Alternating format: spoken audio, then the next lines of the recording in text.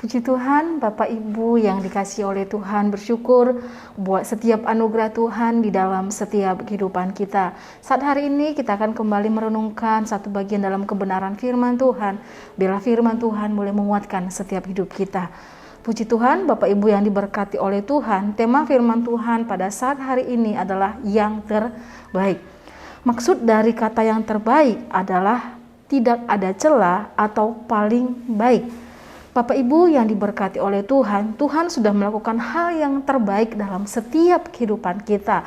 Allah mengerjakan, Allah pelihara, Allah menciptakan setiap kehidupan kita adalah yang dilakukannya adalah yang terbaik. Begitu juga dalam setiap kehidupan kita kepada Tuhan. Tuhan inginkan bahwa apa yang kita lakukan, baik dalam pelayanan, baik dalam pekerjaan, baik dalam rumah tangga, baik yang sekolah, Tuhan menginginkan bahwa apa yang kita lakukan itu yang kita lakukan adalah yang terbaik.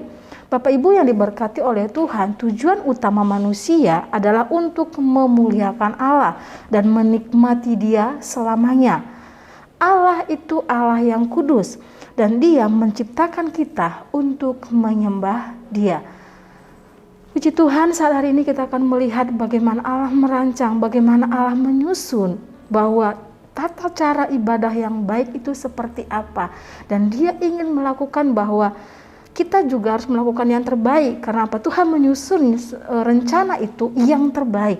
Kita buka dalam Yehezkiel pasal 46. Saya akan bacakan di ayat yang pertama sampai dengan ayat yang ketiga. Yehezkiel pasal 46 ayat yang pertama sampai dengan ayat yang ketiga. Di sana dikatakan, beginilah firman Tuhan Allah, pintu gerbang pelataran dalam yang menghadap ke sebelah timur haruslah tertutup selama 6 hari kerja. Tetapi pada hari Sabat supaya dibuka, pada hari bulan baru juga supaya dibuka.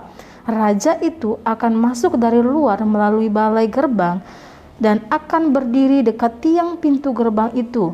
Sementara itu imam-imam akan mengolah korban bakaran dan korban keselamatan raja itu. Dan ia akan sujud menyembah di ambang pintu gerbang. Pintu gerbang itu lalu keluar lagi. Dan pintu gerbang itu tidak boleh ditutup sampai petang hari. Penduduk negeri juga harus turut sujud menyembah di hadapan Tuhan di pintu gerbang itu pada hari Sabat dari hari bulan baru.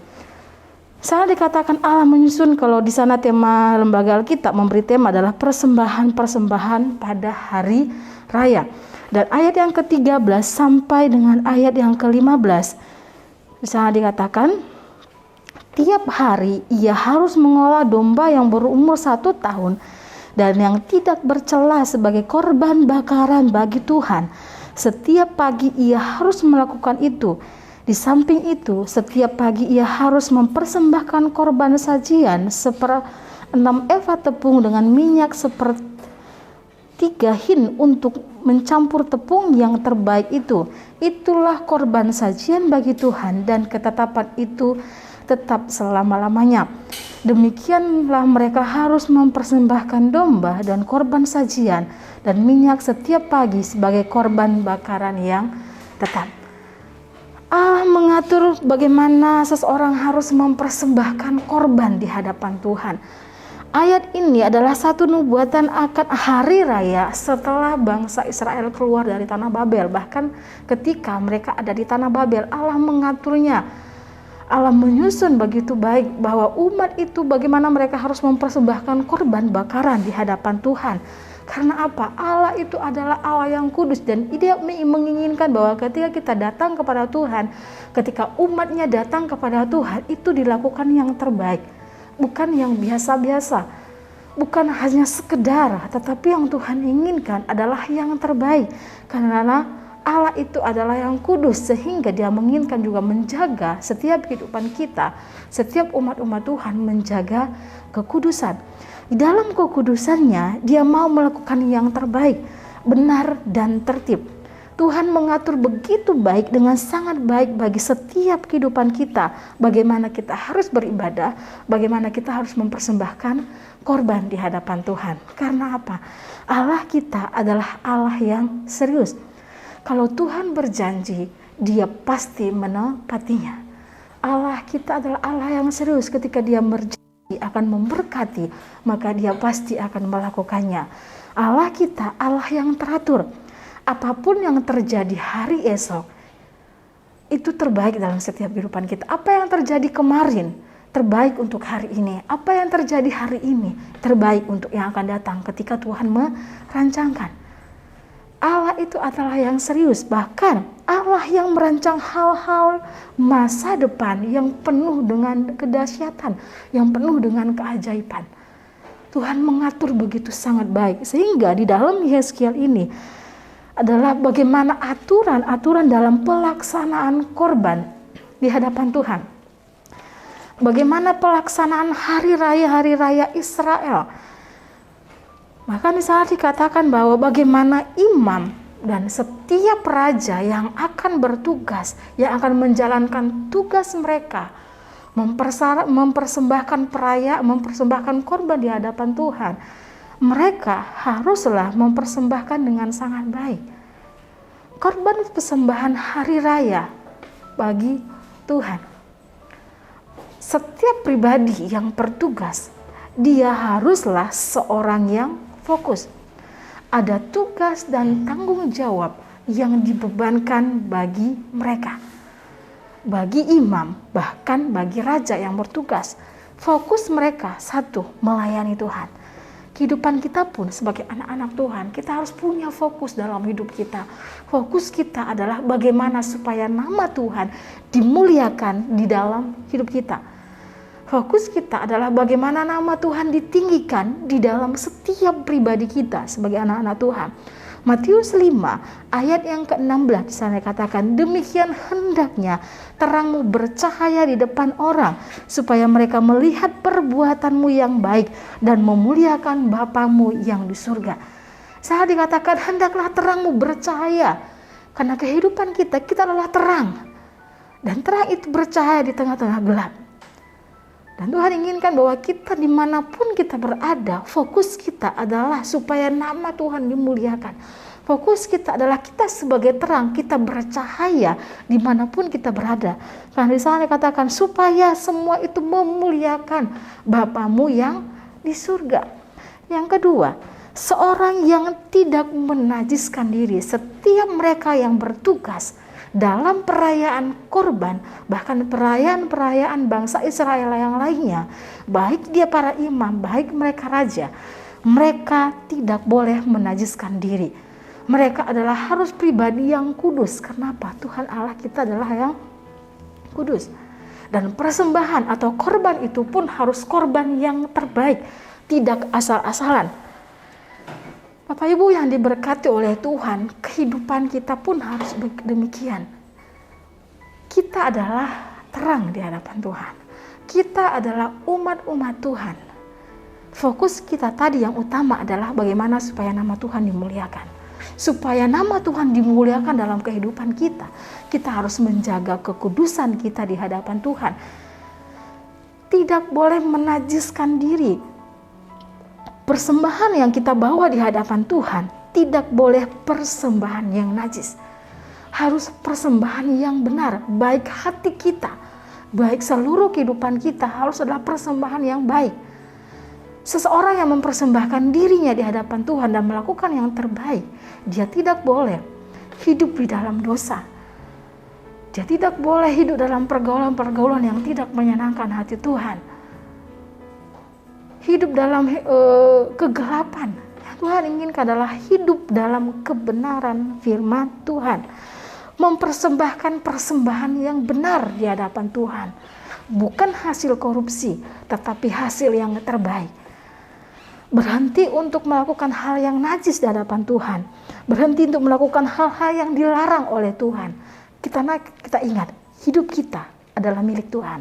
Di dalam Roma pasal 12 ayat yang pertama di sana dikatakan, karena itu saudara-saudara, demi kemurahan Allah aku menasihatkan kamu supaya kamu mempersembahkan tubuhmu sebagai persembahan yang hidup, yang kudus, yang berkenan kepada Allah, itulah ibadahmu yang sejati. Saya dikatakan firman Tuhan, hendak engkau mempersembahkan tubuhmu adalah persembahan yang kudus, yang berkenan di hadapan Tuhan. Mempersembahkan hati kita yang terbaik untuk Tuhan. Mempersembahkan seluruh hidup kita yang terbaik untuk kemuliaan bagi Tuhan. Yang ketiga, seorang yang ahli, imam dan raja yang dipercayakan di dalam perayaan bangsa Israel adalah orang-orang yang ahli, tidak sembarangan orang. Dan kehidupan kita pun adalah orang yang ahli di hadapan Tuhan. Artinya adalah apapun yang kita kerjakan, kita mengerjakan dengan terbaik.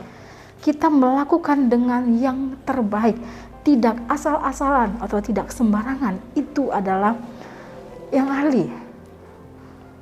Bapak Ibu yang dikasihi oleh Tuhan, setiap pelayanan yang Tuhan percayakan kepada kita, bahkan kita yang bekerja, yang rumah tangga, yang usaha, yang Tuhan inginkan adalah mari kita lakukan yang terbaik. Mari kita kerjakan yang terbaik. Bukan untuk diri kita, bukan untuk orang lain, tapi mau kita kerjakan itu semuanya untuk kemuliaan bagi Tuhan. Kolose pasal 3 ayat yang ke-23 di sana dikatakan, apapun juga yang kamu perbuat, perbuatlah dengan segenap hatimu seperti untuk Tuhan, bukan untuk manusia. Di sana dikatakan bahwa apapun engkau lakukan, apapun yang engkau kerjakan, mari kita kerjakan itu bukan untuk kita, bukan untuk mencari pujian manusia, tapi mau kita kerjakan itu semua untuk kemuliaan bagi nama Tuhan. Supaya fokus kita tadi, supaya tujuan utama kita itu tepat, yaitu nama Tuhan dimuliakan di dalam hidup kita, supaya nama Tuhan diagungkan di dalam setiap hidup kita. Jadi Bapak Ibu yang diberkati oleh Tuhan, mari kerjakan semuanya yang terbaik, tidak asal-asalan, supaya apa? Persembahan kita, ibadah kita, korban kita diterima oleh Tuhan. Karena apa? Ketika kita melakukannya dengan yang tidak terbaik, maka firman Tuhan akan tidak menerimanya. Amos pasal 5 ayat 22 sampai 23 di sana dikatakan, Sungguh apabila kamu mempersembahkan kepadaku korban-korban bakaran dan korban-korban sajianmu, aku tidak suka, dan korban keselapatanmu berupa ternak yang tambun, aku tidak mau pandang. Jauhkanlah daripadaku nyanyian-nyanyianmu, lagu gambusmu tidak mau aku dengar. Saya katakan ini adalah satu penolakan bagaimana Tuhan tidak menyukai perayaan, Tuhan tidak menyukai ibadah, Tuhan tidak menyukai korban persembahan kita. Karena apa? Ketika kita melakukannya bukan yang terbaik, ketika kita melakukannya bukan dengan kekudusan, tetapi dengan kenajisan. Tapi Tuhan inginkan apapun yang kita lakukan, mari lakukan yang terbaik, supaya nama Tuhan dimuliakan dalam kehidupan kita. Puji Tuhan, kita akan berdoa.